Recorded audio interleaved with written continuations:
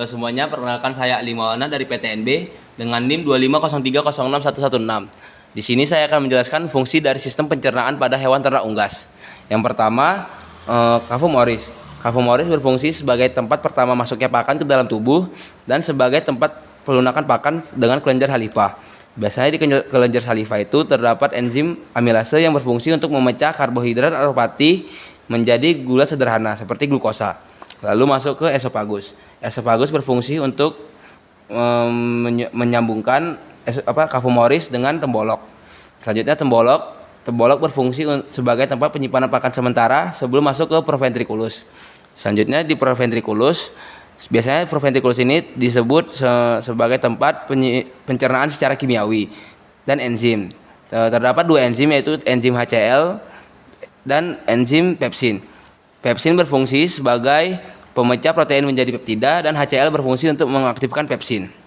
Lalu masuk ke ventriculus atau gizzard.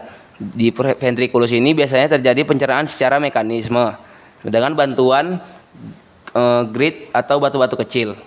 Lalu masuk ke intestinum tenue yang di mana dibagi menjadi 3 bagian. Yang pertama ada duodenum.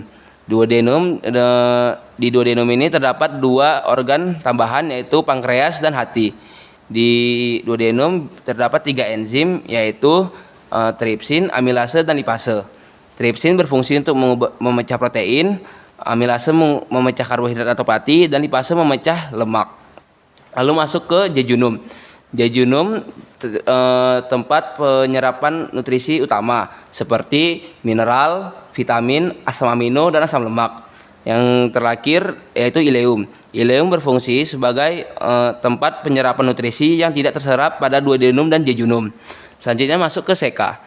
Di seka ini atau biasa disebut usus buntu terjadi fermentasi serat yang dibantu oleh mikroba. Lalu masuk ke usus besar. Di usus besar biasanya terjadi penyerapan air dan pembentukan feses. Lalu yang terakhir itu kloaka. Kloaka berfungsi sebagai tempat pembuangan akhir seperti pembuangan urin, feses, dan juga sebagai tempat reproduksi. Sekian penjelasan dari saya. Terima kasih.